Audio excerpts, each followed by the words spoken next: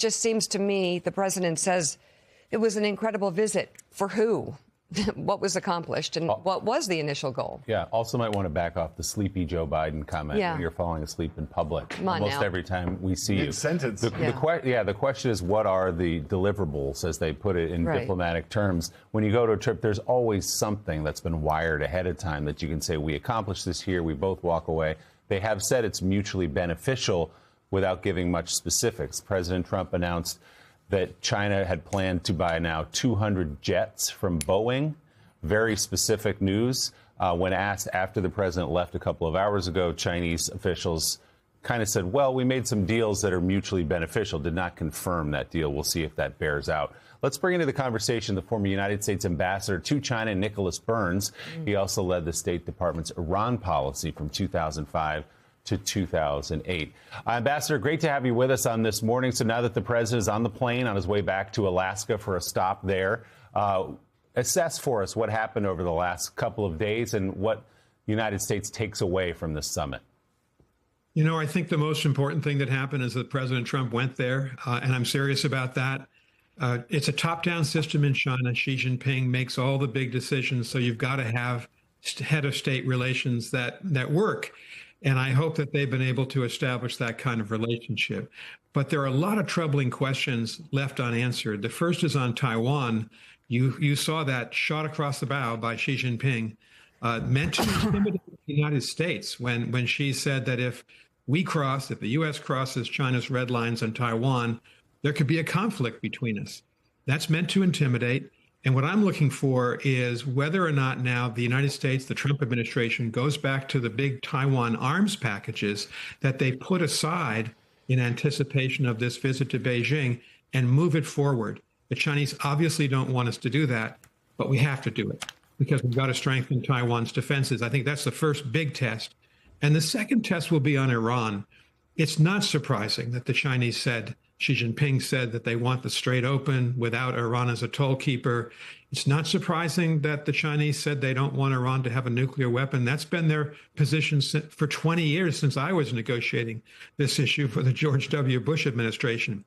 But what has to happen now is that China ought to go forward, use its considerable authority with the Iranian government and its credibility, and push the Iranians towards a ceasefire agreement. I'm skeptical that'll happen, that the Chinese will actually go out of their way to bail us out. So lots of other unanswered questions, but I think those are the two big ones. Ambassador, just going back to your first question on Taiwan, obviously President Xi was looking for some distance between President Trump and Taiwan in a way that previous presidents have not shown that. President Trump has shown that he's open to being a little bit further from Taiwan than others have been. Do you have concerns that China perhaps smells weakness or vulnerability in this president in terms of his relationship to Taiwan and that it may actually take action there?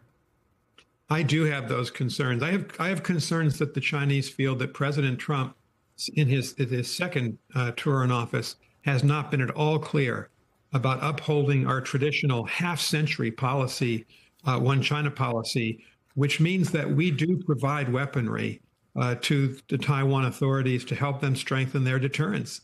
And that's the opening. And you may remember about 6 weeks ago, President Xi and President Trump talked on the phone, and President Trump said he was negotiating this issue of arms sales with China. Well, no American president has agreed to negotiate what we do towards Taiwan with the leadership in Beijing. So I think there is that concern.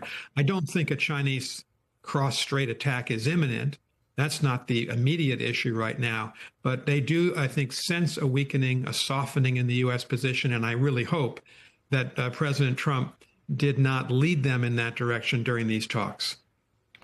Mr. Ambassador, President Trump, as mentioned, is wheels up from Beijing on Air Force One. He actually just provided his first thoughts on Truth Social about the summit. I'll just read the first sentence. China has a ballroom, and so should the USA. So that shows you where he is right now. He's pushing the ballroom.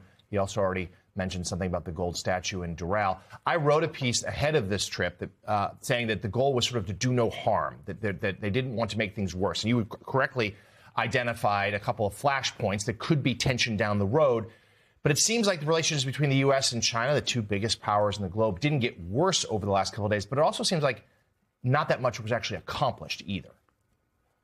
Well, it looks like there's going to be a resumption of agricultural purchases by the Chinese. That's very important for our farm and ranch economy. The Chinese have been diminishing it over the last couple of years because of all frankly, the friction we've had, both in the Biden and Trump administrations. They're also going to go ahead with the buy of Boeing, but they've been delaying that for 6 years. So I think that's just getting those two issues, agricultural sales and Boeing, back to where they should have been several years ago.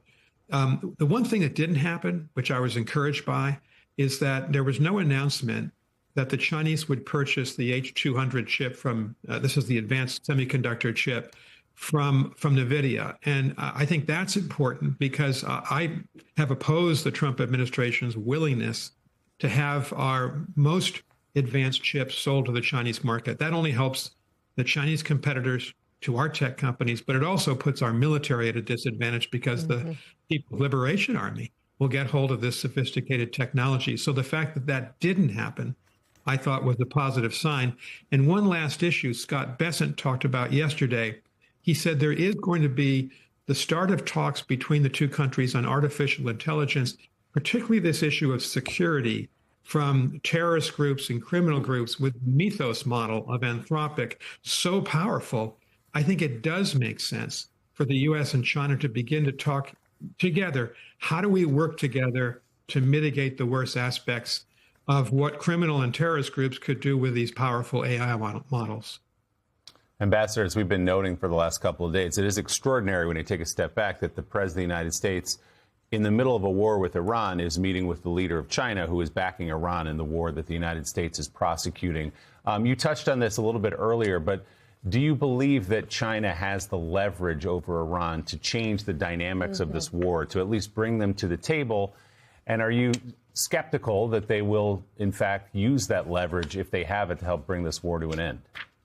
You know, I think China does have a lot of leverage because they purchase 1.4 million barrels a day at a steep discount from Iran, at a steep discount in favor of China. China's been the largest, exporter of goods to Iran as well. And so they do have influence.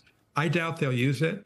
You know, the old saying, don't interrupt your enemy when he's making a mistake. I think that's how the Chinese look at the United States right now in the Middle East, particularly in the Strait of Hormuz.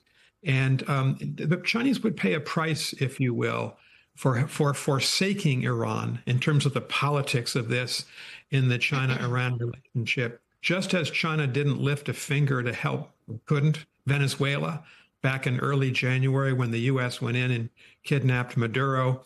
They haven't helped Iran very much. To completely side with the United States, I think, would be difficult for China's reputation in the authoritarian world, which is where Xi Jinping lives. So I'm a little bit skeptical. I hope the Chinese would use their influence to help the U.S. to open the strait with no toll keeper. But that remains to be seen.